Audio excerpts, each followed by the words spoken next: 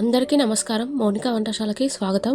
ఈ వీడియోలో టేస్టీగా బెండకాయ ఫ్రై ఎలా చేసుకుందామో చూద్దాం. చాలా అంటే చాలా బాగుంటుంది. మనం సపరేట్గా బెండకాయలు గోలించుకుంటాము, పల్లీలు వేయించుకుంటాము, కరివేపాకు వేయించుకొని అలా చేసుకుంటాం కదా. అలా కాకుండా ఇలా ఒక్కసారి ట్రై చేసి చూడండి.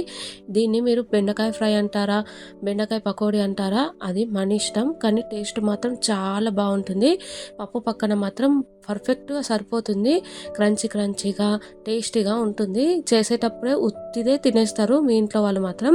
వీడియోలోకి వెళ్ళబోయే ముందు ఇంకెవరైనా నా ఛానల్ని సబ్స్క్రైబ్ చేసుకోకపోతే తప్పకుండా సబ్స్క్రైబ్ చేసుకోండి. వీడియో చివరి వరకు చూసి నచ్చితే like, share, subscribe and comment చేయండి.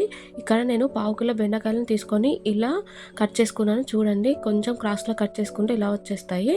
పచ్చిమిర్చిని కూడా కట్ చేసుకోవాలి. ఇందులోనే పల్లీలు, కరివేపాకు వేసి పక్కన పెట్టేయండి. ఇప్పుడు మరొక బౌల్ తీసుకొని అందులో రుచికి సరిపడా సాల్ట్, కొంచెం వెడల్పు బౌల్ అయితే బాగుంటుంది అన్నట్టు. ఇప్పుడు కొన్ని వాటర్ని యాడ్ చేసి అందులో ఇలా వేయడం వల్ల మనం వేసిన ఇంగ్రీడియంట్స్ బెండకాయ ముక్కలకు మంచిగా పడతాయి అన్నట్టు. ఇప్పుడు కొంచెం పసుపు, కారం, ధనియా పౌడర్ వేసి మంచిగా కలుపుకోవాలి.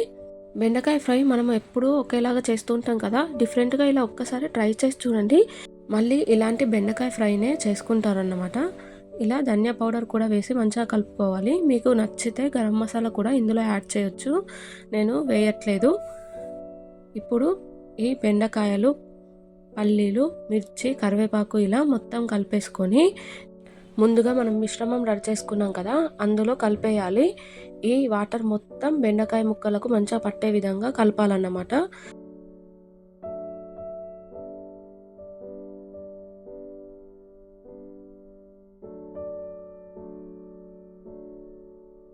ఇలా మంచిగా కలుపుకొని పక్కన పెట్టేయాలి. ఇప్పుడు స్టవ్ వెలిగించి స్టవ్ పైన కడాయి పెట్టుకొని ఆయిల్ వేసి మంచిగా వేడి కానివ్వాలి. ఇక్కడ నేను ఆయిల్ తక్కువగానే తీసుకుంటున్నాను, మిగిలిన ఆయిల్ యూజ్ చేయకూడదని. నేను 1/2 కిలో బెండకాయలు మాత్రమే తీసుకున్నాను కదా, దాంట్లో 2 భాగాలుగా చేసుకున్నాను. ఇంకా ఎక్కువ క్వాంటిటీ ఉంటే ఎక్కువ భాగాలుగా చేసుకోండి.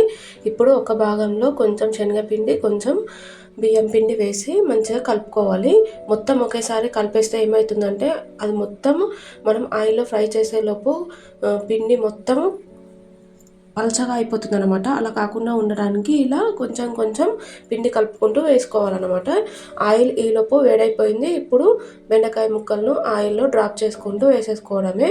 చక్కగా బెండకాయ ముక్కలు, పల్లీలు, కరివేపాకు, పచ్చిమిర్చి మంచిగా వేగిపోతాయి. చాలా టేస్టీగా ఉంటుంది. ఇవి మీడియం ఫ్లేమ్లోనే వేయించుకోవాలి. ఆయిల్లో మాత్రం హై ఫ్లేమ్లో పెట్టేస్తే ఏమవుతుందంటే క్రిస్పీగా అవుతాయి, కానీ లోపల పచ్చిగా ఉంటాయి బెండకాయలు. కాబట్టి మీడియం ఫ్లేమ్లో ఇలా గోల్డెన్ బ్రౌన్ కలర్లోకి వచ్చేంత వరకు వేయించుకోవాలి. ఇలా కాగానే టిష్యూ ఉన్న పేపర్లోకి తీసేసుకోవాలి. మిగతా బెండకాయలకు కూడా అలాగే శనగపిండి, బియ్యం పిండి వేసి కలుపుకోండి. ఇక్కడ నాకు మొత్తం 2 టేబుల్ స్పూన్ల బియ్యం పిండి, 2 టేబుల్ స్పూన్ల శనగపిండి పట్టింది. 1/2 కిలో బెండకాయలకు ఇది సరిపోతుంది. ఇందులో కార్న్ఫ్లోర్ కూడా వేసుకోవచ్చు, అయితే నేను వేయట్లేదు. ఒకవేళ కార్న్ఫ్లోర్ యాడ్ చేస్తే బియ్యం పిండి, శనగపిండి క్వాంటిటీ తగ్గించి వేసేసుకోండి. తర్వాత మిగతా బ్యాచ్ కూడా ఇలా వేసేసి సర్వింగ్ ప్లేట్లోకి సర్వ్ చేసుకొని వేడిగా పప్పన్నం పెట్టుకొని పక్కన ఈ బెండకాయ ఫ్రై పెట్టుకొని తినడమే. చాలా అంటే చాలా టేస్టీగా ఉంటుంది.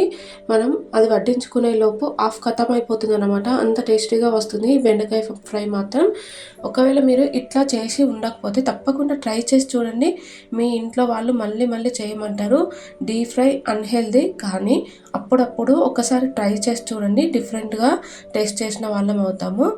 ఐ హోప్ మీకు ఈ వీడియో నచ్చిందని అనుకుంటున్నాను. నచ్చితే తప్పకుండా సబ్స్క్రైబ్ చేసుకోండి. మీ బంధువులకి, మిత్రులకి షేర్ చేయండి.